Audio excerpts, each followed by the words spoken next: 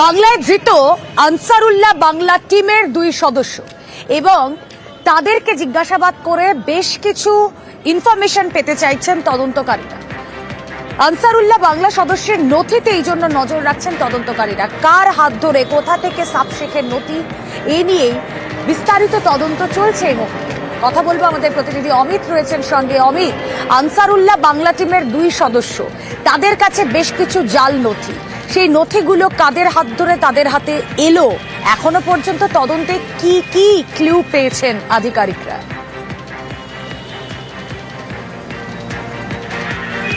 দেখো, হরিহরপাড়া থেকে মিনারুল এবং আব্বাস গ্রেপ্তার হলেও নজরে কিন্তু রয়েছে গোয়েন্দাদের সাহেব শেখ। কীভাবে এবিটির সদস্য পশ্চিমবঙ্গে এলো এবং এখানে থাকা থেকে সে কেরালে গেল এবং এখানে থাকার সুবাদে তার বিভিন্ন পরিচয়পত্র, সচিত্র পরিচয়পত্র তৈরি হলো। সেক্ষেত্রে ভোটার কার্ড, আধার কার্ড, এমনকি বহরমপুর পাসপোর্ট সেবা কেন্দ্র থেকে তার নামে পাসপোর্ট ইস্যু হয়ে যায়। তো এই সমস্ত নথি কোথা থেকে জোগাড় করলেন সাব সাদি বা ওরফে সাদ রাবি?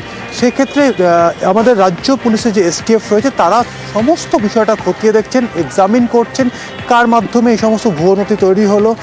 মিনারুল বা আব্বাস বিভিন্নভাবে সাহায্য করেছে এই বিষয়টি এবং সামনে আসছে।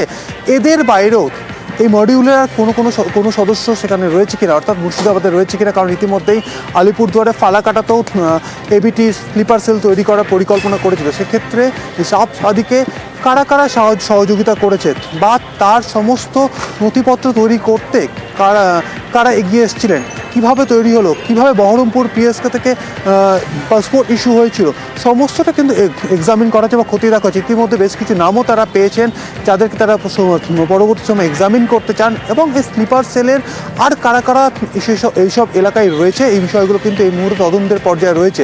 সেক্ষেত্রে 8 জনকে অসম পুলিশ গ্রেপ্তার করলো। আমাদের রাজ্য পুলিশের এসটিএফের তরফেও এই আব্বাস সম্পর্কে বা মিনারুল সম্পর্কে কিন্তু ইতিমধ্যে খোঁজখবর শুরু করা হচ্ছে যে তাদের গতিবিধি কী ছিল, কারণ সেখানে একটি মাদ্রাসাও করা হয়েছিল, সেই মাদ্রাসায় কারা পড়তে আসতেন, এই বিষয়গুলো কিন্তু ইতিমধ্যেই তদন্ত করে দেখা হচ্ছে। বেশ,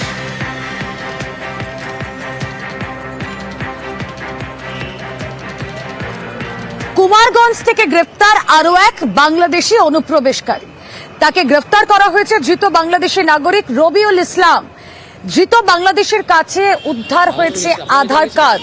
অনুপ্রবেশে সাহায্য করার অভিযোগেও ধৃত এক। আরো একবার জানিয়ে রাখি, ফের জালে বাংলাদেশি অনুপ্রবেশকারী।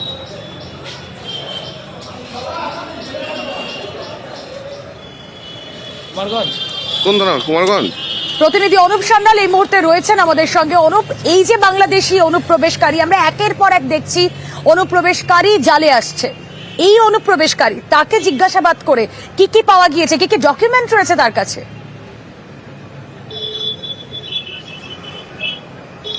দেখো রুমেলা, পুলিশের কাছে গোপন সূত্রে খবর ছিল, সেই অনুপাতে গতকাল রাতে কুমারগঞ্জের জাকিরপুর এলাকায় রবিকুল মন্ডল নামে খায়রুল মন্ডল, তার বাড়িতে হানা দেয় পুলিশ এবং সেখান থেকে এই রবিউল ইসলাম নামে বাংলাদেশি যুবক, তাকে কিন্তু গ্রেপ্তার করেছে পুলিশ।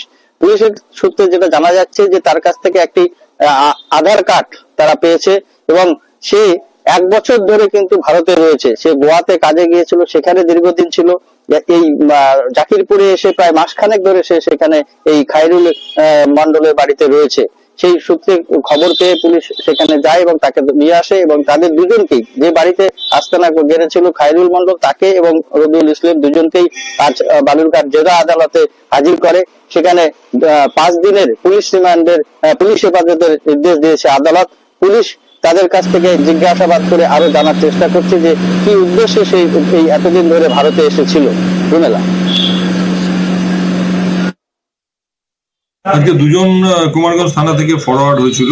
একজনের নাম রবিউল ইসলাম আর একজনের নাম খৈরুল মন্ডল। পুলিশের তরফ থেকে 10 দিনের কাস্টাডি প্রেয়ার ছিল, সেটা লানেট কোর্ট কনসিডার করে 5 দিনের জন্য পুলিশ কাস্টাডি মঞ্জুর করেছে। একজন বাংলাদেশি আর একজন ইন্ডিয়ান, শেল্টার দেওয়ার জন্য আর একজন খৈরুল মন্ডল যে, তাকে অ্যারেস্ট করেছিল। মাতৃভাষার জন্য লড়াই করেছিল যে দেশের মুক্তিযুদ্ধ এক নতুন দেশের জন্ম দিয়েছিল, সেই মুক্তিযোদ্ধার অপমান হ্যাঁ, অপমান। কারণ যে ছবি আপনাদের সামনে আজ আমরা দিনভর রেখেছি, তাতে পদ্মাপাড়ের কি অবস্থা জানি না, সেই ছবি দেখলে যে কারোর মাথা হেট হয়ে যাবে। মুক্তিযোদ্ধাকে এভাবেই অপমান, যে ছবি আপনারা দেখছেন, মুক্তিযোদ্ধাকে বাড়ি থেকে তুলে নিয়ে গিয়ে তার গলায় জুতোর মালা পরিয়ে দেয় কট্টরপন্থীরা। কথা বলবো, আমাদের প্রতিনিধি মৈত্রী ভট্টাচার্য রয়েছেন সঙ্গে। মৈত্রী, এই ছবি ভীষণ লজ্জা। একটা সোনার অতীত ভুলে, একটা রক্তক্ষয়ী সংগ্রাম ভুলে কেউ এভাবে এই কাজ করতে পারে? মুক্তিযোদ্ধার গলায় জুতোর মালা। ঠিকই আছে। একেবারে রুমেলা, অত্যন্ত লজ্জার এই ছবি, এবং যে লজ্জা এই ভিডিও যাদের যাদের কাছে পৌঁছেছে তাদের থেকেও বেশি সেই দেশের মানুষের, যাদের স্বাধীনতা আনার জন্য সেই মানুষগুলি যে মুক্তিযোদ্ধা হিসেবে নিজের বাড়িঘর ছেড়ে যারা লড়াই করেছিলেন নিজের প্রাণকে বাজি রেখে। যদি গত কয়েক মাসের একটু দিশা দেখা যায়, তাহলে দেখা যাবে যে তাদের মুক্তিযুদ্ধের ইতিহাস এই মুহূর্তে বাংলাদেশের যে তদারকি সরকার রয়েছে এবং যারা এই মুহূর্তে সরকার চালাচ্ছেন, তারা কোথাও একটা গিয়ে হয়তো বা ভুলিয়ে দিতে চাইছেন, সে প্রশ্নই উঠছে।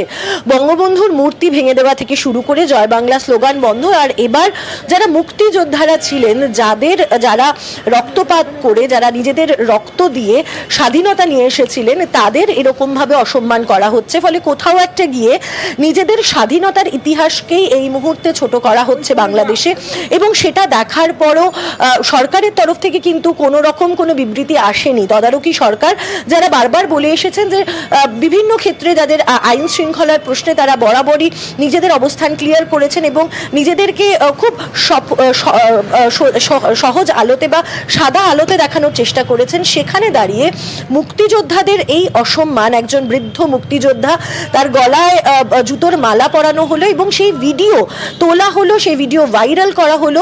সেই পরিস্থিতিতে দাঁড়িয়ে দেশের তরফ থেকে সামগ্রিকভাবে কিন্তু একটা বার্তা বা কোনো আইনি বা প্রশাসনিক পদক্ষেপ নেওয়া হচ্ছে, সেই জিনিসটাও কিন্তু বলতে শোনা গেল না। ফলে কোথাও একটা গিয়ে বাংলাদেশের বর্তমান পরিস্থিতি যেখানে আছে, তারা যে তাদের মুক্তিযুদ্ধ এবং তাদের স্বাধীনতা, যদি কোথাও একটা দৃষ্টান্তমূলক স্টেপ না নেওয়া হয়, তাহলে এই অরাজক পরিস্থিতি যে ক্রমান্তরে বাড়তেই থাকবে, তার বলার অপেক্ষা রাখে না।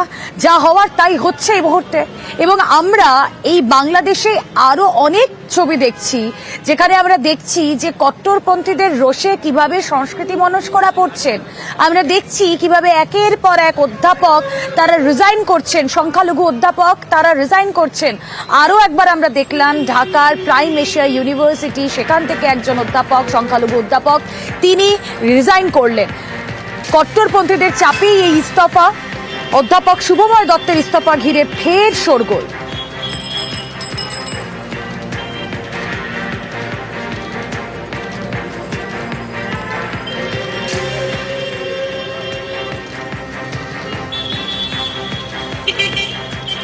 বাংলাদেশের জন্মের সময় ভারত বন্ধু ছিল, তাই যদি কেউ নিজেকে মনে করেন আমি বাংলাদেশপন্থী, তাদেরকে নিজেকে ভারতপন্থী বলেও ভাবতে হবে, এর অন্যথা নয়। কি বলছেন তাসলিমা নাসরিন, শোনা যাক। আপনি কোন দিকে? আপনি কি তাহলে ভারতপন্থী?